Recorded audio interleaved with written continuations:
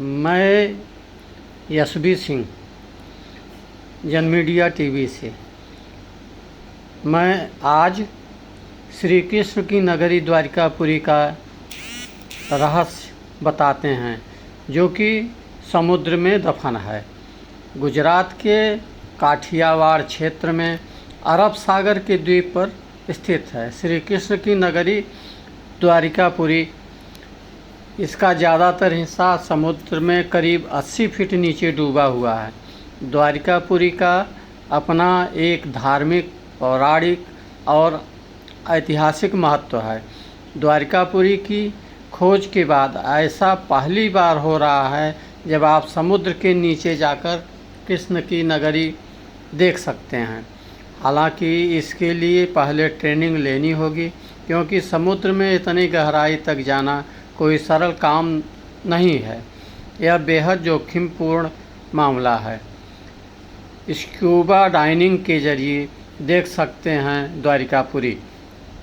बेशक द्वारिकापुरी अब पूरी तरह खंडित हो चुकी है, लेकिन इसके अवशेषों को देखने का उत्साह हमेशा लोगों में रहा है। द्वारिकापुरी समुद्र में 60 से 80 फीट नीचे है। यहाँ स्कूबा डाइविंग के जरिए पहुँचा जा सकता है। ट्रेनर शांति भाई बम्बानिया बताते हैं कि समुद्र के नीचे महाभारत कालीन इस रहस्यमय दुनिया देखना है तो पहले स्कूबा डाइविंग की ट्रेनिंग लेनी होगी। कैसे समुद्र में नीचे जाने की हिम्मत भी होनी चाहिए। अंडर वाटर यात्रा का अपना एक अलग रोमांच होता है, लेकिन जब यह यात्रा किसी पौराणिक जगह से जुड़ी हो तो रोमांच दुगना हो जाता है। द्वारिकापुरी के अवशेष अब भी समुद्र के नीचे मौजूद हैं। इनमें विशाल प्रतिमाओं के अवशेष, जंगली जानवरों की आकृतियाँ, बड़े बड़े द्वार और स्तंभ शामिल हैं। उल्लेखनीय है कि द्वारिकापुरी भारत के 7 प्राचीन शहरों में शुमार है। बाकी शहर हैं मथुरा, काशी, हरिद्वार, अवंतिका, कांचीपुरम और अयोध्या। द्वारिका को ओखा मंडल, गोमती द्वार, आनर्तक, चक्रतीर्थ, अंतरद्वीप, बारी दुर्ग आदि नामों से भी जाना जाता है। बहरहाल स्क्यूबा डाइविंग के लिए national institute of oceanography Goa से परमिशन लेने की प्रक्रिया शुरू कर दी गई है। बताते हैं कि सितंबर से अप्रैल तक सैकड़ों लोग यहां स्कूबा डाइविंग के लिए आते हैं। ऐसे चला द्वारिकापुरी का पता। पौराणिक कहानियों के अनुसार श्री कृष्णा ने करीब 36 साल तक द्वारिका पर शासन किया। वज्रनाभ यदुवंश के अंतिम राजा थे। हालांकि वे कुछ साल तक ही द्वारिकापुरी में रहे, इसके बाद हस्तिनापुर चले गए। जब तक द्वारिकापुरी की खोज नहीं हुई थी, तब तक यह महज एक किंवदंती के तौर पर कथाओं में जीवित रही। सबसे पहले वायुसेना के पायलटों की इस पर नज़र पड़ी।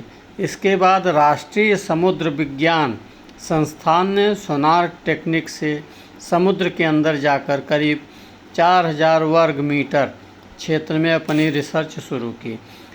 तब वहाँ द्वारिकापुरी के अस्तित्व का पता चला। वहाँ से लकड़ी, पत्थर और हड्डियों के हजारों साल पुराने अवशेष मिले।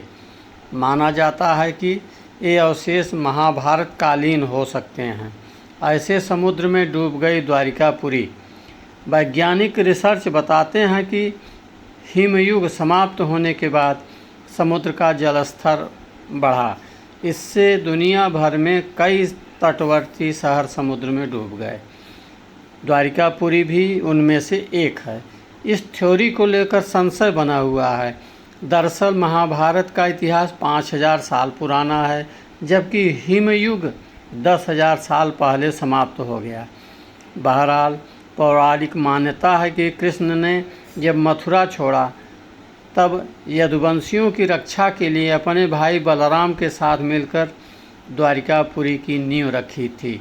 कहते हैं कि यदुवंश के खात्मे और श्री कृष्ण का जीवन पूर्ण होते ही द्वारिकापुरी समुद्र में समा गई। इस इलाके को पहले कुशस्थली कहते थे। एक कहानी यह भी कहते हैं कि धृतराष्ट्र की पत्नी गांधारी और ऋषि दुर्वासा ने यदुवंश के नष्ट होने का श्राप दिया था। एक मान्यता है कि द्वारिकापुरी एक नहीं 6 बार समुद्र में डूबी। वर्तमान में जिस द्वारिकापुरी का अस्तित्व मिलता है वो 7वां शहर है। इसकी स्थापना प्राचीन द्वारिकापुरी के पास ही आदि शंकराचार्य ने 16वीं शताब्दी में की थी। यहाँ बनवाए गए मंदिरों की मुगलों ने तोड़ दिया था। एक मीडिया रिपोर्ट के अनुसार 1963 में सबसे पहले डेक्कन कॉलेज, पुणे के डिपार्टमेंट ऑफ आर्कियोलॉजी और गुजरात सरकार ने मिलकर द्वारिकापुरी पर रिसर्च शुरू की थी।